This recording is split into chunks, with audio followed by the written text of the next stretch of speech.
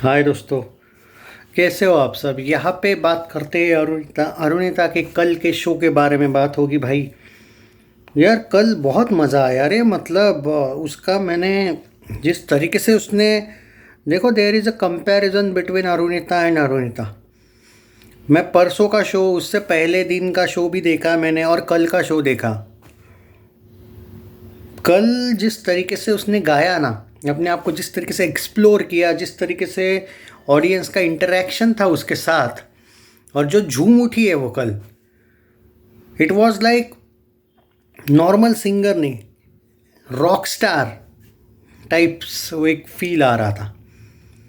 हाँ मतलब जो हम कभी कभी देखते हैं ना, ये विदेश में भी कुछ सिंगर्स ऐसे होते हैं भाई। पॉप स्टार तो नहीं बोलूँगा मैं फिर भी, बट एक तरीके से जैसे उनकी इवेंट होती है तो एक एक्साइटमेंट होती है, और जो क्राउड उनको एकदम मतलब क्राउड पुलर तो है ही, लेकिन जिस तरीके से क्राउड को भी वो झुमा दे आपके हम खुद के परफॉर्मेंस से, एक तरीके से क्राउड में एनर्जी लाए, वो वाला जो एक परफॉर्मेंस था ना, वो कल अरू का देखने को मिला, which was quite surprising for me. मैंने उसको most of the time slow तो नहीं कहूँगा मैं, बट इट्स लाइक खामोश देखा है। बट जब भी वो सोलो कॉन्सर्ट करती है भाई, अपने आप को एक्सप्लोर करना, उसको आई थिंक वो बहुत ज़्यादा कंफर्टेबल महसूस करती है जब भी वो सोलो रहती है।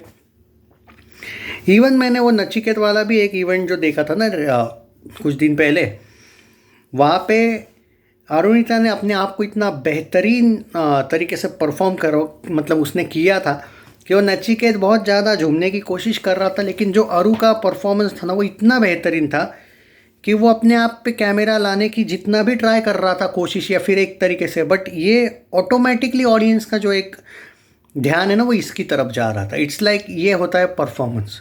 और वो वहाँ पे उतना ज़्यादा एफर्ट नहीं दे रही थी। सीरियसली बोलूँ तो जो सोलो में वो करती है ना, जो एक तरीके से वो एक अलग लेवल पे ही वो गाती है, और सोलो में ऐसा लगता है कि इट्स लाइक देखो, उसने उसकी वो एक स्टाइल है, जब भी वो सोलो में गाएगी तो वो जो उसका चाल रहती है सॉन्ग की, वो चेंज कर देती, थोड़ा अपना एक स्टाइल, जो ओरिजिनल सॉन्ग रहता है वैसा नहीं करती है। और आप ओरिजिनल से थोड़ा डिफरेंट ही बनो तो ज़्यादा बेटर लगते हो, ये मेरा पर्सनल मानना है। She is doing quite well.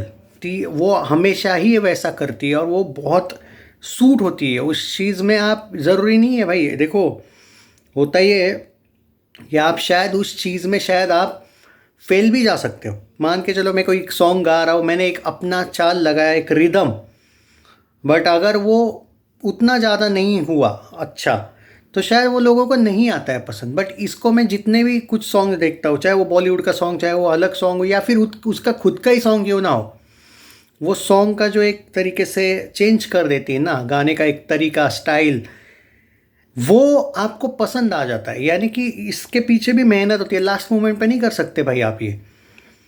और रेगुलर कॉन्सर्ट्स हो रहे हैं, ऐसा नहीं कि भाई नहीं हो रहे हैं, तो उसको आराम करने का मौका नहीं मिल रहा है।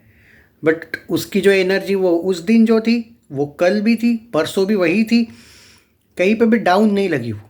ये भाई होता है आपके कला के साथ डेडिकेशन। भाई इसके लिए तो सभी करते हैं काम, बट डेडिकेशन से कम लोग करते हैं, ये भी है।